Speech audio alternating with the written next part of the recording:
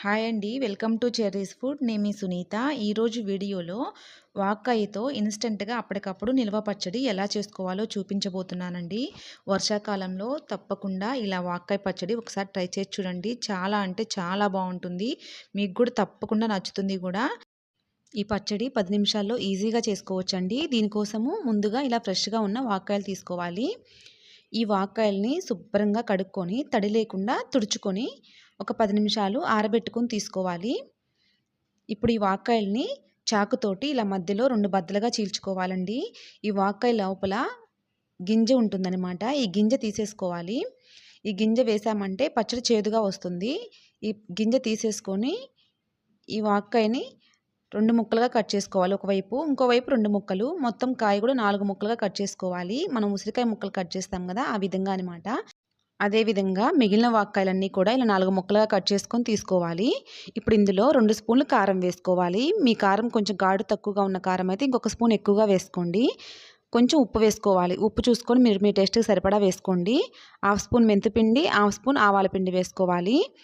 ఈ ఉప్పు, కారము, ఆవాల పిండి, మెంతిపిండి అంతా కూడా ఈ వాక్కాయ ముక్కల్లో కలిసేలాగా కలుపుకోవాలి. 2, 3 స్పూన్లు ఆయిల్ వేసుకొని కొంచెం ఒక అరబద్ద నిమ్మరసం పిండుకోవాలి. ఆల్రెడీ వాక్కాయలు పుల్లగానే ఉంటాయండి. కాకపోతే మనం ఉప్పు, కారం అన్నీ వేసుకున్నాం కాబట్టి కొంచెం పులుపు తక్కువగా అనిపిస్తది. అందుకని కొంచెం నిమ్మరసం వేసుకొని ఒకసారి అంతా కలిసేలాగా ఈ వాక్కాయ ముక్కల్లో కలుపుకోవాలి. ఇలా కలుపుకుని వాక్కాయ ముక్కలు పక్కనుంచుకోవాలి. ఇప్పుడు స్టవ్ వెలిగించుకొని ఒక బాండీ పెట్టుకొని కొంచెం ఆయిల్ వేసుకోవాలి. ఈ ఆయిల్ మంచిగా వేడైపోయిన తర్వాత కొంచెం జీలకర్ర, ఆవాలు వేసుకొని ఒక ఎండుమిరపకాయ కూడా ఇలా మధ్యలో ఇరగదీసుకొని వేసుకోవాలి. కొంచెం ఫ్రెష్‌గా ఉన్న కరివేపాకు వేసుకొని ఈ పోపుని మంచిగా వేగనివ్వాలి. ఇలా మంచిగా పోపు వేగిపోయిన తర్వాత ఇందులో ఒక 4, 5 చిన్నుల్లిపాయలు దంచుకొని వేసుకోవాలి. ఒక హాఫ్ స్పూన్ పసుపు కూడా వేసుకోవాలి.